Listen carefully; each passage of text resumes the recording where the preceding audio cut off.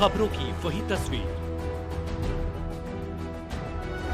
बिना बदले बिना डरे, जज्बा सच का लिए, सच दिखाते हैं आपके जरूरत की खबर। राजधानी दिल्ली सहित एनसीआर में सोमवार सुबह 22 दिसंबर की सुबह जहरीली हवा के साथ हुई शहर में कोहरे और स्मॉग की मोटी परत छाई रही, जिससे विजिबिलिटी भी कम हो गई।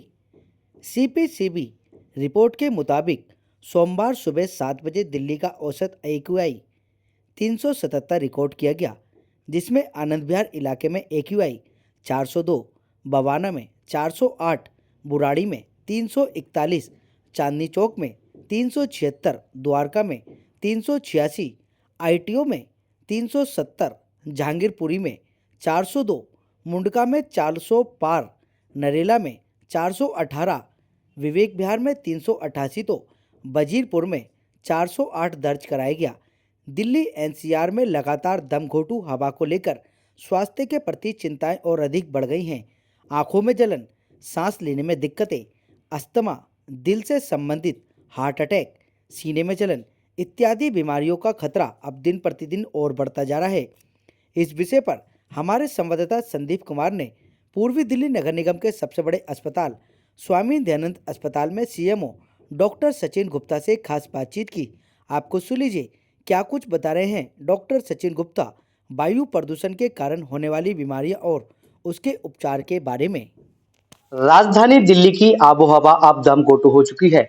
लगातार AQI अपनी अधिकतम सीमा से पार कर चुका है। अधिकतर अलग अलग इलाकों में AQI कहीं 700 है, कहीं पर 600 है, तो कहीं पर 349 है। इस समय मौजूद है नगर निगम के सबसे बड़े अस्पताल स्वामी दयानंद में, जहां पर हमारे साथ CMO डॉक्टर सचिन गुप्ता मौजूद है। उनसे बात करेंगे, क्या कुछ कहेंगे जिस तरीके की दिल्ली की आबो हवा है, किस तरीके से लोगों को नुकसान हो रहा है और क्या कुछ इसमें प्रिकॉशन लेना चाहिए। सचिन सर, सबसे पहले बात करना चाहेंगे दिल्ली की आबो हवा पर, क्या कुछ कहना चाहेंगे इस समय कैसी आबो हवा है? नमस्कार संजीव जी। आज जैसा हम देख पा रहे हैं कि प्रदूषण दिल्ली में बहुत ही खतरनाक स्तर पे पहुंच गया है। AQI जो एयर क्वालिटी इंडेक्स है, ये 400 के पार भी कई बार पहुंच रहा है। ऐसे में स्वास्थ्य की दृष्टि से अगर देखें तो ये बहुत ही घातक है, या दूसरे शब्दों में कहें तो ये मेडिकल इमरजेंसी है एक तरह से। मरीजों के लिए तो ये खतरनाक है ही, आम जनता जो कि हेल्दी पीपल है, सामान्य लोग हैं, उनके लिए भी ये बहुत खतरनाक स्थिति है जी। क्या कुछ कहेंगे, क्या क्या बीमारियां इससे होती हैं और अस्पताल में जिस तरीके से लगातार भीड़ बढ़ती जा रही है, उसको लेकर आपके अस्पताल की क्या तैयारी है? देखिए, AQI या जो सामान्य तौर से कहें प्रदूषण की स्थिति है हवा में, इसकी वजह से हमारे अस्पतालों में और जो विभिन्न अस्पताल हैं वहां पर मरीजों की संख्या में अचानक से इजाफा देखा गया है।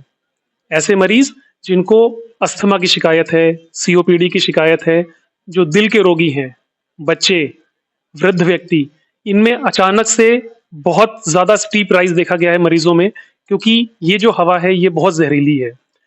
इस हवा में जो जहर का मेन कंटेंट है वो है PM 2.5 लेवल। अगर मैं संक्षिप्त भाषा में कहूँ या एक साधारण भाषा में कहूँ तो PM 2.5 मतलब ये वो छोटे छोटे कण होते हैं पार्टिकल्स के या प्रदूषण के, जो आपके बाल के 30वें हिस्से के बराबर हैं, इतने छोटे, और ये आसानी से आपकी सांस में, फेफड़ों में जाते हैं, आपके रक्त में घुल जाते हैं।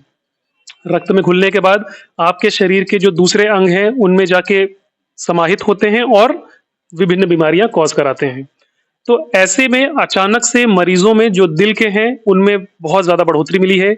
हार्ट अटैक जिसे हम साधारण भाषा में कहते हैं, ऐसे मरीज बहुत ज्यादा संख्या में देखे जा रहे हैं। आपने भी अपने परिवार में, आस पड़ोस में सुना होगा कि अचानक से लोगों में शिकायत सीने में दर्द, आंखों में जलन सी होना, गले में कुछ खरखराहट सी, खांसी, जुकाम, ये सारी स्थितियां बढ़ती जा रही हैं। और यही अगर स्थिति रही प्रदूषण की तो स्वास्थ्य के हिसाब से बहुत खतरनाक है। अस्पताल में क्या व्यवस्थाएं, अगर ऐसे केस आते हैं तो अगर कोई इमरजेंसी होती है तो किस तरीके से पूरी व्यवस्था की हुई है? अस्पतालों में हमने, आपने सही पूछा, इमरजेंसी मेजर पे हमने बहुत सारी ड्रग्स, बहुत सारी दवाइयां रखी हुई हैं। सभी डॉक्टर्स को ट्रेनिंग भी दी गई है और सभी डॉक्टर्स वेल इक्विप्ड हैं। ऑक्सीजन की प्रचुर मात्रा है, इंजेक्शंस, जो नेबुलाइजर्स और विभिन्न प्रकार की दवाइयां जो इसमें यूज होती हैं, उनका भी अच्छा इंतजाम करके रखा गया है। अच्छा, क्या कोई वार्ड भी स्पेशल तैयार किया गया है? अगर मरीज आता है अस्थमा या दमे का, तो उसको उस तरीके से ट्रीट करना है, अलग ही रखना है उसको? देखिए, ये क्योंकि कोई एक दूसरे से छुआ-छूत की बीमारी नहीं है जैसे कोरोना था, तो इसमें अलग करने का सवाल तो नहीं है। हाँ, सभी डॉक्टर्स इस बारे में हमारे वेल इक्विप्ड हैं, उनको पता है कि बीमारियों को कैसे टैकल करना है। अलग से वार्ड बनाने का अभी ऐसा कोई हमारे पास निर्देश भी नहीं है और सभी मरीजों को अच्छे से हम मैनेज कर पा रहे हैं। अच्छा सर, बात करें सुबह के टाइम एक्यूआई जो बहुत अधिक मात्रा में होता है, लोग मॉर्निंग वॉक पे निकलते हैं, काम पे निकलते हैं, लेकिन सामान्य दोपहर तक हो जाता है। तो सुबह के वक्त लोगों को क्या कहेंगे, किस तरीके से सावधानी बरतें और क्या-क्या ऐसी अपने आप को संयम रखें कि हम उस बड़ी दवाई से बचें? देखिए, सावधानी ही बचाव है, सबसे पहली बात और ये बहुत अच्छी बात है कि अभी हम सावधानी रखें। ऐसे में जब सुबह और शाम जब एक्यूआई का स्तर खतरनाक स्तर पे होता है, तो पहली बात तो बाहर के जो व्यायाम हैं, अभी उनको पोस्टपोन किया जाए। लोग बाग अपने घरों की खिड़कियाँ अभी बंद करके रखें। जो लोग सक्षम हैं, वो अपने घर पे एयर प्यूरीफायर का इस्तेमाल कर सकते हैं। बाहर जाने से बचें, लेकिन यदि जाना ही पड़ रहा है, तो मास्क का उपयोग करें। साधारण मास्क कई बारी आपको उतनी प्रोटेक्शन नहीं दे पाता, इसलिए N95 मास्क इस कंडीशन में और बेहतर साबित होते हैं। तो ये कुछ छोटे-छोटे उपाय हैं जिनको हम फॉलो कर सकते हैं। दूसरी चीज़, जो मरीज़ दमे से पीड़ित हैं, दिल के जो मरीज़ हैं, वो अपनी दवाएँ नियमित रूप से लेते रहें। सीने में कोई दर्द हो, छोटा-सा भी या साँस लेने में तकलीफ बढ़े, तो तुरंत अपने नज़दीकी डॉक्टर के पास जाएँ, उनसे संपर्क करें और अपनी दवाएँ टाइम पे लेते रहें। अगर बात करें सरकारें, चाहे अलग-अलग एजेंसियाँ हों, सभी अपने स्तर पर काम कर रही हैं ताकि प्रदूषण कम हो पाए। कुछ ऐसी आपकी तरफ से हिदायत जो दिल्ली सरकार को दी जाए कि इस तरीके से प्रदूषण में अधिक गिरावट? देखिए, अभी हाल ही में हम जानते हैं कि ग्रैब 4 जो मेजर्स हैं, वो लागू कर दिए गए हैं। ऐसे में डीज़ल वाहन बिल्कुल बंद हैं।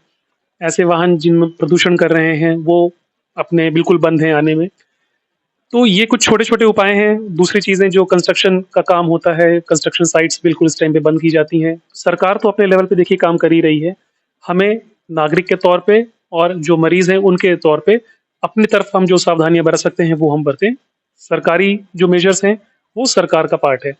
सरकार कुछ पानी के छिड़काव भी करा रही है जिससे जो प्रदूषण का लेवल है या पीएम 2.5 लेवल्स हैं वो नीचे सेटल डाउन हो जाएँ, तो लोगों में कम से कम इसका प्रभाव पड़े।